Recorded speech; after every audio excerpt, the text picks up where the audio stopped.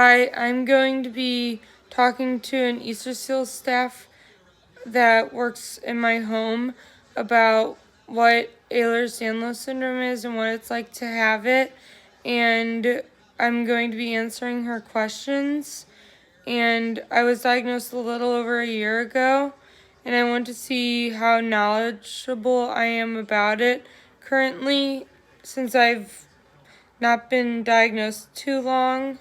And I just want to see how I do, and then I'll cover information about Ehlers Danlos syndrome that may not have been mentioned in the video. So, Amy, what is your definition of Ehlers Danlos syndrome? It's a connective tissue disorder that affects the way our body produces collagen. It can cause us to have less collagen / us to have faulty collagen, and it causes hypermobility and dislocations, stretchy skin, and stuff like that. What are the side effects that you experience What do you, what do you mean by side effects? in your daily routines, getting ready in the morning? Like when I first wake up, I usually have at least a few dislocations, and I have to put them back in. There's a lot of pain, like, and like, there's a lot of comorbidities of EDS. We actually believe that my autism was actually caused by my Ehlers-Danlos syndrome. When you say dislocations, can you explain exactly what your joints do? They just come out like what you They, would think of as a dislocation. Sometimes they're just subluxed, meaning partially dislocated.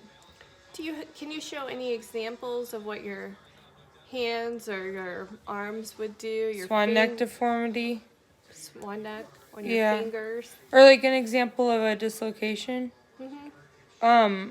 Most like sometimes it's kind of hard for me to dislocate on purpose, but like a subluxation, like I can easily sublux my thumb.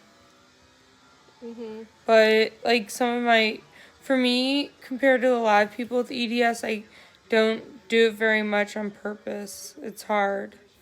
What is your pain scale from a 0 to 10 on a daily basis? About a 7. Daily? And does certain temperatures affect Cold, especially. Like, cold? I have a heated blanket because it helps me stay warm at night. But, if I'm really cold, it hurts. So it hurts worse when it's colder out. Yes. I'd much rather be warmer. Like too warm than too cold.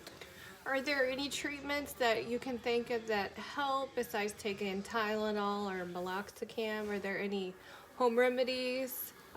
No, like there's not really stuff like that. I have found some like physical therapy and splinting and surgeries help, but I don't know much about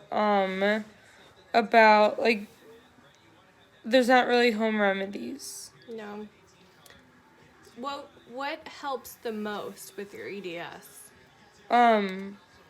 Probably for the most part surgeries because like I don't know anything that helps that's significant.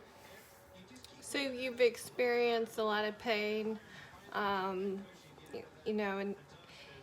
did the doctor say there's any treatments for it? No, there isn't really currently like an actual treatment. You do physical therapy though, and like just treating the symptoms. I know the doctors are looking into stem cell research. What's your thoughts on that? I have not really heard much about stem cell stuff, but I have heard of like gene editing. And I feel that may be something they can do someday. I've heard something on the radio about someone having it done for being blind from a genetic cause, and I feel they may someday be able to do that for EDS. Oh, that would be nice. I hope doctors could come out with something one day to Yeah. really help your pain. Yeah.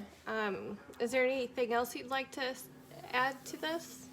Like, like what a lot of people say when they have chronic illness. It can get really frustrating when someone says to just try something and it's maybe something that is obviously not something that's going to help for chronic illness. Like, it does get frustrating sometimes, but and It's please, hard yeah. for people to understand you and to really relate unless they can experience this pain themselves. Yeah. Yeah. Okay. So I'm done with the video. Please subscribe. Thank you.